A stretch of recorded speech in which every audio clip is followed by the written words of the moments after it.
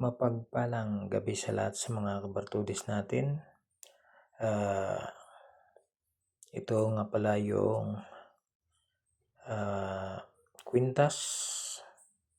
Ito po ay isang mutya ng daplak. Ito yung mutya ng daplak at binalot ko po ito ng itim para maitago ang kanyang bato at ginawa kong kwintas. Ito po ay pang personal na gamit, pang proteksyon. Meron itong tagabulag, meron din itong pang proteksyon sa kulam at barang sa mga taong masama ang hangarin. Ito po ay mabisang pang proteksyon at mabisang pang-akit. Ito po ay binalot ko na at ito ay hindi po itong pinapalimusan. Ito ay aking personal na gamit sa katawan, pang proteksyon at magsisilbing din itong gabay at ito ay magbibigay sa akin ng depensa at pwede siyang gamitin sa gamutan.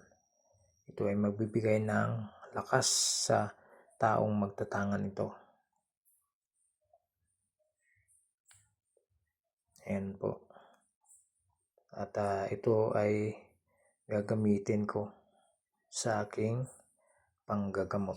At bihira lang ito makakuha sa taong pagkaluban ng mutya ng daplak. Ito ay itlog ng daplak at pinakapalan ko ito ng balot para hindi po ito matatanggal at ito ay habang buhay ko itong gagamitin at dadalhin dahil ito bihira lang talaga. At ito'y nakuha ko sa bundok habang ako'y nanghunting ng mga panangkap at bigla itong lumipad yung daplak at hinanap ko ang kanyang niluhuban at ito ang aking nakita.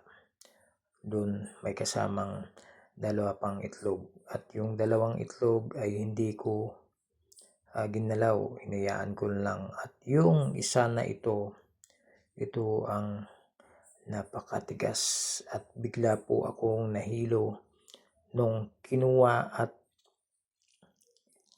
inudum o di kaya nilagay ko po sa ilalim ng aking dila at bigla po akong nahilo dahil po sa tindi ng kanyang bisa at bigla ko itong niluwa at ito'y tinago at binalot sa itim na tela at pinakapalan ko din ng balot ito at ito na po yung laki.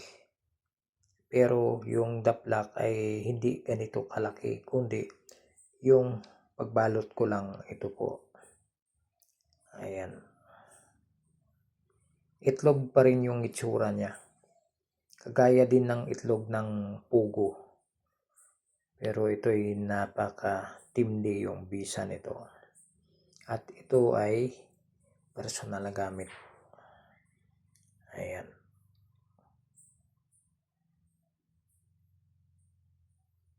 Yan lang po mga kabartudis. Yan.